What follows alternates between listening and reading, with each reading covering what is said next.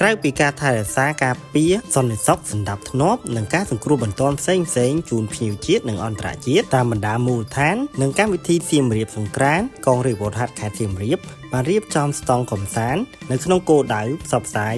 1296ដែលជាលេខអន្តរាគមន៍បន្ទាន់របស់កងរាជអាវុធហត្ថខេត្តសៀមរាបហើយនឹងបង្កើនភាពជិតស្និទ្ធជាមួយនឹងប្រជាពលរដ្ឋនិងកងរាជអាវុធហត្ថនៅក្នុងរយៈពេល4ថ្ងៃរាប់ចាប់ពីថ្ងៃទី13ដល់ថ្ងៃទី16ខែមេសាឆ្នាំ2026នៅក្នុងស្តង់កងរាជអាវុធហត្ថខេត្តសៀមរាបបានទទួលភ្ញៀវជាតិនិងអន្តរជាតិប្រមាណជាង 10000 នាក់នៅក្នុងនោះផងដែរយើងបានកត់សម្គាល់ឃើញថាទាំងភ្ញៀវជាតិនិងអន្តរជាតិមានការគាំទ្រ